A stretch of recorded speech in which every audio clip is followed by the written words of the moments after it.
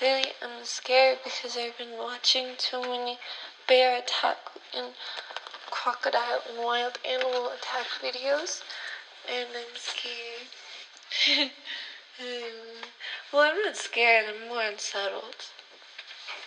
I feel a creeping sense of my mortality. Oh, God.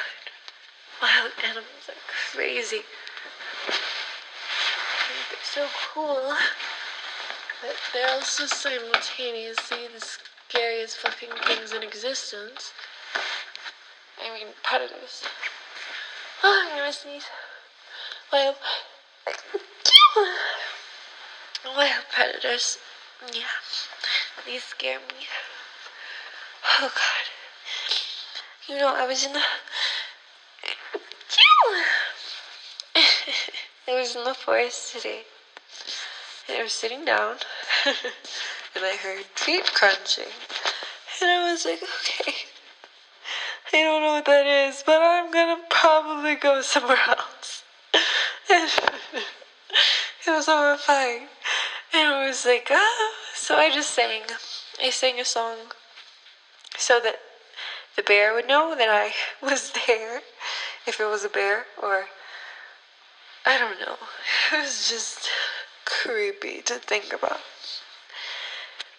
So yeah, I sang and established my presence so I would not come as a surprise to any creature lurking through the forest.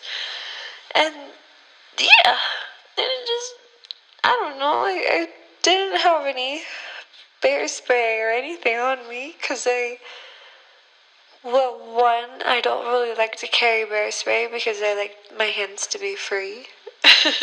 Which is, yeah, but two, I can't imagine spraying a bear. I mean, secretly I kind of hope that I would have a moment with it, but it could go either a really sacred, profound moment where I lock eyes with the bear, and it I'm realizing how silly that sounds. But I mean, it just in my head. It was nice to think about. Like something out of Pocahontas. Like, oh, I see the bear. I lock eyes with it. We have this moment where we both see each other. And then I walk away. Oh, I mean, it walks away. I would not move. I would be paralyzed by adrenaline and fear and instincts and stuff. But it would walk away, and then I would be like, wow, that was insane. And then I would just collapse and die happy because nature graced me. But in reality, it could very well not go that way. I mean, it would potentially go somewhere not cool. Where, I mean, I would come across the bear, or it would come across me, and we would lock eyes right before it charged me and mauled me. And I mean, I don't know if I would be quick enough to act. In my mind, I'm always this crazy, badass super villain that whenever I'm attacked by anything, I always know how to fight back and kick the baloney out of whatever tries to come across me. But I'm not really that. I mean, I've been in situations where I should have been kicking ass, but I was more like, oh, you know, survival. It just kicks in, and it just turns you from super powerful little thing of forethought and ability to willfully conquer our foes into this mush of fight or flight urges that just sort of I'm a bad decision maker anyway, so when fight or flight is biochemically injected into my brain, I feel like my decision making ability or lack thereof translates into my biology. Where it's like, should I run or should I fight? And then it's like I'm in the place between, so I'm paralyzed. I've almost fought before. When I was mugged in South Africa, I was like this guy came up to me, and he came right up out of the side of my view, my peripheral, and I just thought he was really in my bubble. And so I was like, okay, whatever, this guy's crazy. But then I turn and he's right there in my face, and I'm like, oh, this is definitely not him just rushing to get somewhere and being way too in my space, or probably whatever hitting on me, I don't know. It's actually a threat to my safety and my well-being and my stuff. And so he grabbed my purse, and I was like, no, I don't want this to happen. I don't want you to take my stuff. It's right here. I can fight for it. But when I started to fight for it, I saw this look in his eyes that was very animalistic. It was quite horrifying. I was like, oh, you definitely not want to play games, my good sir. I will let you have my purse and my laptop and my cards and my identity, because I think that if I try to fight you back, you're going to stab me in the throat. So, I believe my life's a little bit more valuable than my stuff. I'll let you have it for now, if you leave me the fuck alone. Which he did. After he took my purse, after I let go of it, he just ran away.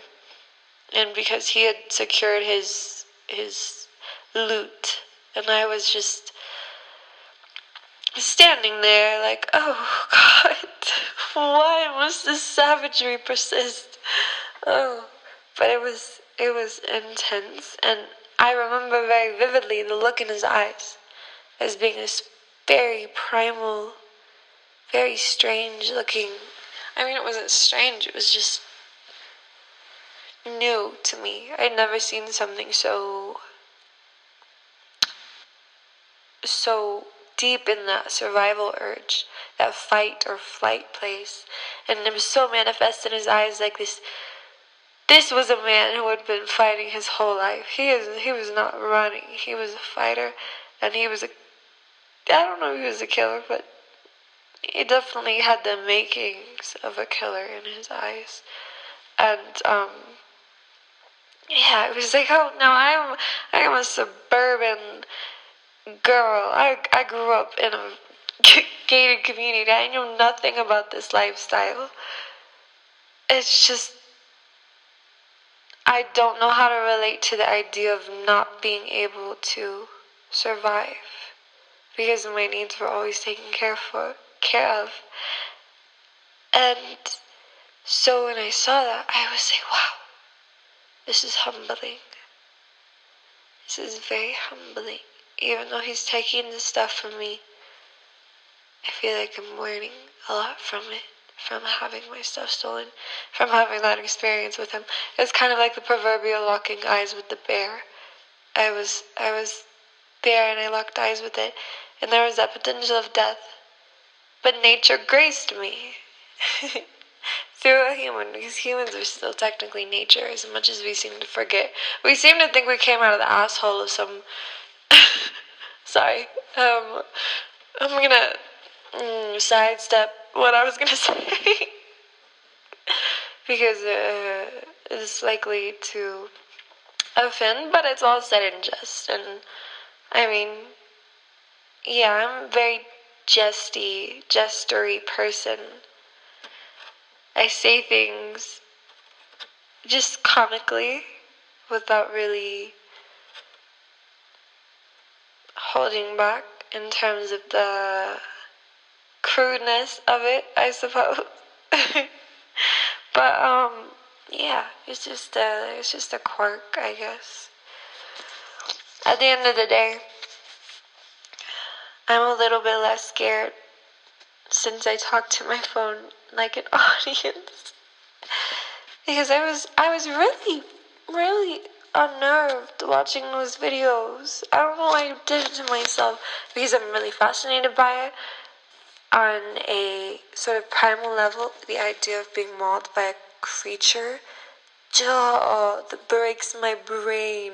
Oh my God, it's just so fascinating to think, as we walk around all day and we walk in our little cities and we walk in our man-made structures and we're like, king of the jungle, I'm the fucking boss. And then you take that same little man and you plop him in the middle of the forest, and all of a sudden he's a little bit lower on the chain.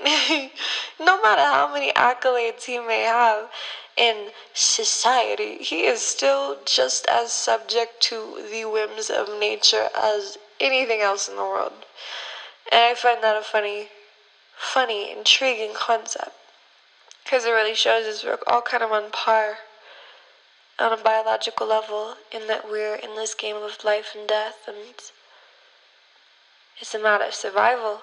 At the end of the day, we've got the Mr. Maslow's hierarchy of needs, and we seem to forget that level of life and death that hangs at the very bottom of that pyramid is constant. We may numb it, or we may distract ourselves from it by feeding our comforts and living in a society of such relative ease, but it never goes away, and that shows that death is always around the corner.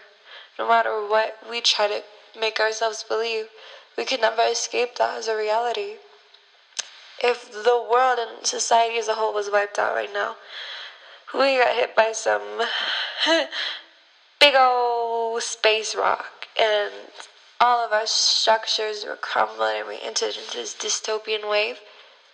You know that man with the golden house, or the man with the little shambles in the desolated shack of this neighborhood of decay, are on the same ground after that. They are both on the ground of life and death.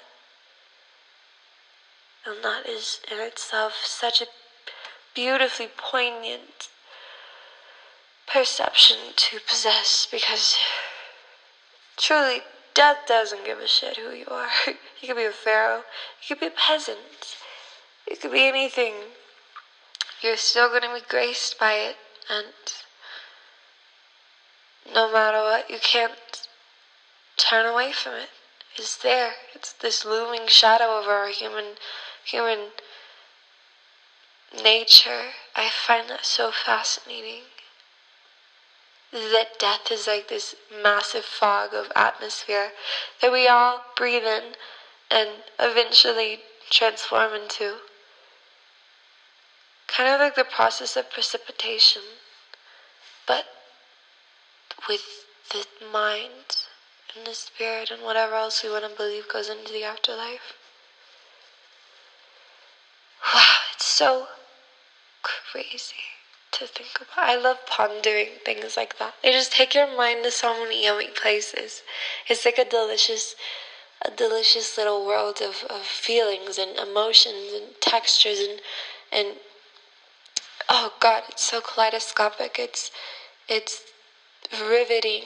I absolutely love the feeling of having my mind journey into strange enigmas where I am nothing. I am this strange little vehicle of thought that moves into these vast worlds of mystery and meaning and intrigue and wily strangeness. Oh, but man, I really love crocodiles. I love things that scare me. That's my problem. I love big, horrifying things that command respect, because I feel like a big, horrifying thing that commands respect deep in my core. And that's why I really appreciate animals that embody that sense of the massiveness of their nature, the massiveness of their design and their architecture and their ability to work within life and death, to kill and to grow and to birth and to create, all while being enmeshed in this dance of survival. Wow, animals are crazy cool. I really love the concept of them. I mean, like, the abstract concept of an animal is pretty weird when you look at it I'm so stuffy. I'm really stuffy. My nose is super duffy. Super duper duffy. It's because I need sleep and I'm very, very bad with routines and rhythms. So my immune system was weakened. And then I went on a river rafting trip. I went kayaking and the water was freezing my fucking god. I swear, every single time I hit a rapid and that water splashed me, I was like, oh, where fucking god. This is horrible. This is torture. But it was nice. It was kind of refreshing because the sun was so blaring on the river. But then I was like, oh, it's so cold. And I had no jacket. And it's very cold Colorado air. So it's, it's pretty chilly. But wow, it was beautiful. I love kayaking on rivers. I love battling the rapids. I mean, it's so fun. I really like most things that involve life and death. My problem is I don't have a sense of impending death. I feel immortal at times. So I maneuver the world like I probably won't die in reality, or in light of the fact that there's many things that I get myself into that could very well have killed me. It just does not process in my brain for some reason. It's like I cannot comprehend or fathom the nature of danger. And this is why I'm so open to life, but why I also get into very dark situations. Because I don't really have an instinct for danger. I just live and I experience and I enjoy the curiosity that comes from the dark side of life, I suppose. I mean, the layers to it that are all unexplored and enigmatic and all of that. Everything contained within the vast depth of the things that we repress. Man, I'm super chilly. Oh my god. I love saying oh my god. I picked it up from a friend of mine who has the best New York accent. I swear I love New York accents. You coffee. Coffee. Give me some coffee. That was probably horrible. I had a weird dream the other night where I was these orphan children and I came across Frank Sinatra as my father, who was a ghost. And he was very morose. He was very solemn in his relationship to his children, which I was in the body of his children, or whatever the dream seemed to reference. And, yeah, it was quite weird. In the dream, there was this man. I don't know what he was, but I was sitting down. I think this was after I switched out of the body of the kids, or I was still in them, but I was more in my identity. And I was sitting next to this queen woman, and I was talking to her, and I was trying to get her to sort of be open to the fact that I was not, her usual associate, and just talking to her on a really direct level. And she was very closed off to me, and there was some sort of chaperone to her that was a man and a woman, and they kind of scolded her. Not really scolding, but more like, come on, just open up or something along those lines. And then the man turned to me and I smiled at him. And it was such a pure smile. And I just smiled or I waved or something, and he smiled at me and I waved back. And it felt so pure. And I was like, wow, what is this feeling? This is such a unique feeling that I have for this dream man, or this dream man woke up in me. It was just a feeling of purity, and just this sense of warmth and radiance of protection. And it just felt like I was protected and nurtured and just he was this thing watching over me. And I was like, ooh, it's so sweet feeling. I just felt so delectable. I couldn't let go of the feeling, and then I woke up, and then I just kept feeling his smile and the feeling of his care washing over me, and just feeling so safe in that care. I loved it.